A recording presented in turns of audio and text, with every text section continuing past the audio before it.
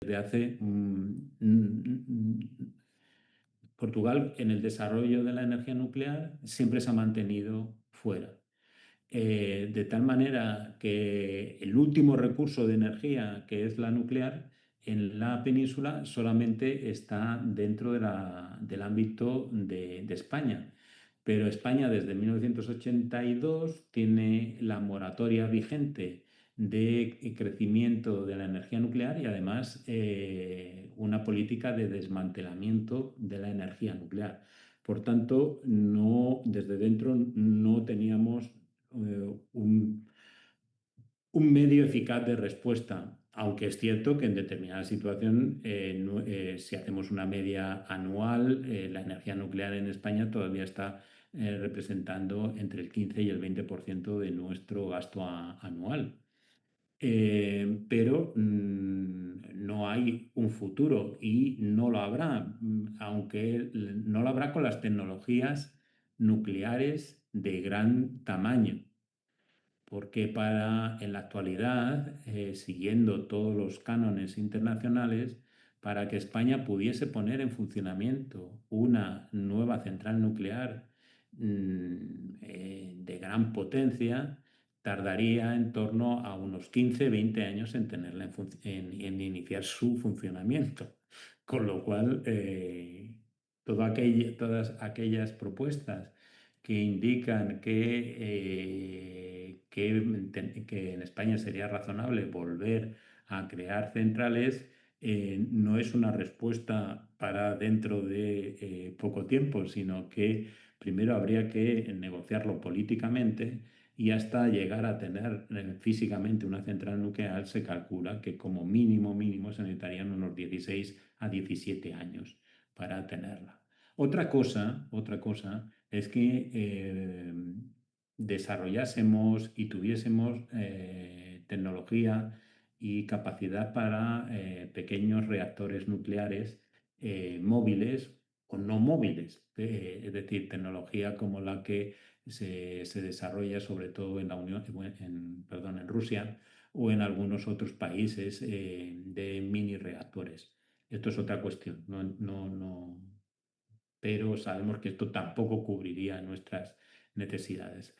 Pero vuelvo a ese periodo del 2004, 2008 o 2010, donde la inversión, y es lo que habéis leído, la inversión fue brutal en la generación de parques, en la velocidad, la tasa de crecimiento solamente era comparable en algunos momentos a algunas iniciativas que se tomaban en el estado de Texas, en Estados Unidos o de California, aunque lo de California es más complicado.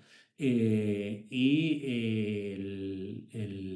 desarrollo tecnológico era de la gestión de todo esto y de la ingeniería que había que desarrollar para todo esto, llevaron a España a tener que desarrollar tecnología propia, que ha sido trasladada y copiada en el mejor de los sentidos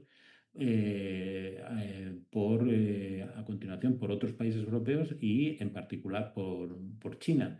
Es decir, China cuando desarrolla sus centros de distribución y de gestión de la energía eólica y de la solar, inicialmente se trasladan aquí a España, al centro, al CECRE, al centro de gestión, para llegar a un acuerdo de transferencia de tecnología de la gestión de los centros. Por tanto, estábamos en ese momento y en ese desarrollo. Eh, Ese desarrollo queda completamente paralizado porque entramos en crisis. Al entrar en crisis, no solamente entramos en crisis y paramos, sino que se hace un abuso internacional porque todos los acuerdos que se habían firmado con todos los inversores internacionales sobre la rentabilidad que asegurábamos en un hipotético plan en el que íbamos a seguir con ese proyecto de abastecer de energía eléctrica y convertir a España en el primero o en el segundo país o en el tercer país del mundo de movilidad eléctrica para todo el transporte, quedó truncado. Pero se habían firmado acuerdos que evidentemente tenían una vigencia de largo periodo, de 10, 20 años además, en muchos casos, con aseguramiento de los intereses. Son fondos de todo el mundo y algunos de ellos fondos soberanos que están en relación, evidentemente, con las pensiones de algunos de los mayores países del mundo y de las economías más fuertes. Eh, Parar nuestro crecimiento de desarrollo de las energías alternativas hizo que España se metiese en serios problemas voy a mirar la hora, ¿vale? Que España se metiese en serios problemas de no respetar los acuerdos. Y esto ha hecho que muchos de esos fondos hayan ido contra todos los bienes de España en el extranjero. Simplemente os digo que buena parte de nuestras embajadas, entre comillas, no son propiedad real del Estado español, sino que en muchos países están en litigios de embargo. Y no solamente eso, sino, por ejemplo, nuestros colegios en el exterior. Uno de los fondos más potentes eran fondos del Reino Unido y, por ejemplo, el colegio que tiene el Ministerio de Educación en Londres, donde estudia posiblemente, que además está abierto a la comunidad latinoamericana y a lo mejor incluso alguno de vuestras familias, si se ha trasladado a Londres, pues algunos de sus niños han estudiado en el Colegio Cañada. En el Colegio Cañada, que es el colegio español en Inglaterra, está embargado.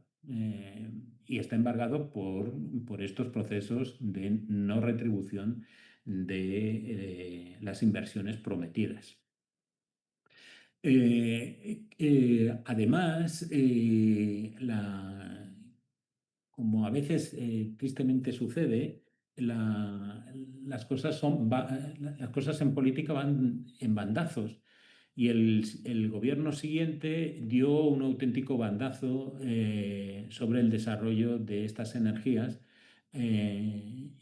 porque ya sabemos que en el desarrollo de esta economía moderna, al final se politiza todo, ¿no?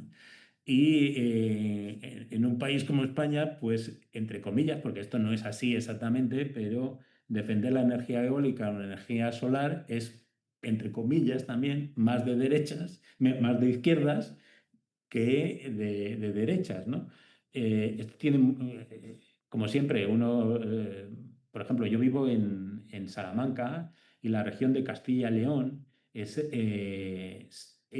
la número uno en producción dentro de España de energía eólica. ¿Por qué? Porque estamos muy despoblados, tenemos un ratio de población por kilómetro cuadrado similar al de los desiertos y por tanto es bastante fácil convencer a la gente de poner molinos eólicos y placas solares, etcétera. El gobierno regional lleva 40 años siendo de derechas y es uno de los mayores inversores en todas estas dinámicas. Por tanto, cuando digo es de derechas e izquierdas, es muy relativo, ¿no? Sigo adelante. Lo que pasó es que se paró, incluso se habló de una cosa que no sé si en los escritos que os he mandado algo he señalado, que fue lo que en España se llamaba el impuesto al sol. El impuesto al sol era una cosa que, sobre todo cuando en aquel momento yo iba a los foros internacionales y hablaba sobre todo con los norteamericanos, no entendían nada de qué estábamos haciendo en España. porque sacamos una ley por la cual nadie podía poner, y esto lo entenderéis muy bien vosotros los mexicanos, porque vosotros en ese momento podíais poner una placa solar en tu casa, alimentarte de la energía de la placa solar a través de una instalación y tener pilas baterías para acumular e incluso distribuir a la red. Pero simplemente el primer modelo, es decir, que una persona se pudiese instalar sus placas y autoabastecerse en España, no se podía hacer. Tenías que tener una autorización para hacerlo y prácticamente era imposible obtenerlas. Era lo que llamamos el impuesto al sol. Y además estabas obligado, en cualquier caso, si la ponías, a conectarte a la red. Y en cuanto te conectabas a la red, sufrías un impuesto brutal sobre el consumo que tú hacías, aunque no le pidieses nada a la red. ¿Vale? Por tanto, eso estuvo ahí vigente y eso, el impuesto al sol, toda esa dinámica tarda son unos 10 años en las que se pierde muchísima capacidad de instalación y tecnológicamente todas las empresas que habíamos desarrollado terminan siendo absorbidas tanto en energía eólica como en fabricación fotovoltaica. La empresa que Aernova y todas estas empresas terminan siendo absorbidas o bien en parte por Vestas y sobre todo por el grupo Siemens. Y todas las industrias que habíamos desarrollado de paneles solares, pequeñas industrias, desaparecen porque no hay demanda interna y sin subvención por parte del Estado era muy difícil tener el desarrollo y ser competitivos con lo que ya era China, que estaba barriendo en ambos campos. A continuación, lo que sucedió es que a finales ya del año 18 o el año 17 se empiezan a quitar estas trabas y empieza a haber un nuevo desarrollo de las energías eólicas. El desarrollo y fotovoltaica. El desarrollo ha sido brutal y nuevamente hemos tenido un crecimiento exponencial que ha vuelto a poner a España en el panorama internacional, no como la primera fase, pero ahora mismo, pues dentro de Europa no somos tal vez la primera potencia per cápita, la primera potencia en instalación, pero de nuevo en términos de nuestro Producto Interior Bruto y en términos per cápita somos nuevamente los segundos, terceros, dependiendo en qué momento de instalaciones de energías alternativas. Y voy al año 25 y a nuestro problema. Hemos llegado a tener momentos en los que básicamente no hemos necesitado ninguna otra energía que las energías alternativas. Teniendo en cuenta en las energías alternativas la hidroeléctrica, ¿no? Es decir, tener una base hidroeléctrica y a continuación tener toda la demanda cubierta por toda la red de instalaciones eólicas y de instalaciones fotovoltaicas. Es cierto que siempre con el respaldo, por si falla algo, de ciclos combinados y entre comillas, centrales tradicionales de fuel. De eso la importancia que tiene nuestra otra red de distribución de gas. Esto, todos los técnicos, porque cuando llega la noticia del apagón en España, todos los técnicos indicaban que estábamos en tierra ignota, es decir, estábamos entrando de nuevo, como nos había pasado en los años, a principios del siglo XXI, estábamos entrando en situaciones que muy pocos países se habían enfrentado a ellas, por decir ninguno, porque situaciones similares podían darse en Texas, pero Texas está comunicada con el resto de la red, y al igual que California. Y situaciones similares se podían dar en el norte de Alemania, en Dinamarca, etcétera, pero nuevamente están hipercomunicadas con el resto de las redes de distribución del continente. El caso de España volvía a estar en un cuello de botella que no tenemos, si nos pasa algo, no tenemos con qué responder. Por tanto, la respuesta tiene que estar dentro. Y la respuesta tiene que ser de dos tipos. Primero y fundamental, al 70% es una respuesta de gestión. Es decir, tenemos que planificar muy bien toda la gestión y tener todo absolutamente planificado y centralizado para dar órdenes de desacople y órdenes de acople continuo a todos los demandantes y a todos los productores.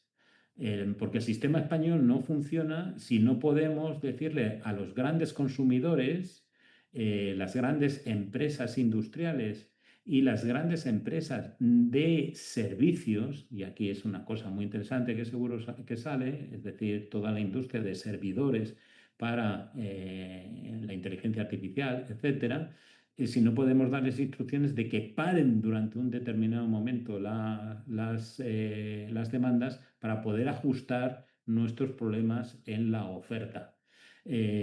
Por tanto, es un sistema muy sensible y, como veis, muy determinado por nuestra geografía y nuestras posibilidades.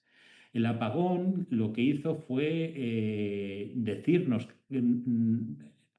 digamos, tuvimos avisos, como nos ha pasado nuevamente en la red de alta velocidad, que como veis está muy ligada también a la red. Es decir, nuestros trenes son uno de los mayores demandantes también de energía eléctrica, y por tanto tenemos que acoplar nuestra red eléctrica a las demandas de los trenes, que en los últimos tiempos se ha multiplicado básicamente por tres el tráfico ferroviario. Se ha multiplicado por tres porque después de la pandemia España ha vuelto a tener una población flotante como, entre comillas, no tiene prácticamente ningún país del mundo. Tener en cuenta que nosotros todos los años recibimos 100 millones de habitantes sobre una población que no llega a los 50 millones.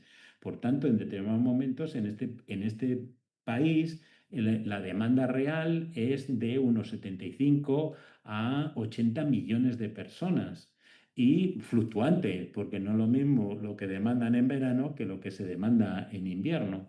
Y esos turistas son muy dependientes de nuevamente la red de alta velocidad y ir a visitar Andalucía o moverse a Galicia o recorrer Cataluña. Como veis, lo que nos sucedió en el 25 es que, aunque había habido avisos, igual que nos ha pasado, y repito, en nuestra red de alta velocidad, hubo avisos de que las infraestructuras tenían problemas de gestión y problemas serios de mantenimiento. La historia no es nueva, porque lo sabemos por nuestros vecinos y otras infraestructuras. Las infraestructuras tienen una vigencia aproximada, estas infraestructuras tienen una vigencia aproximada de 30 años, en el sentido de que si a los 30 años no inicias prácticamente su renovación completa, empiezan a darte problemas.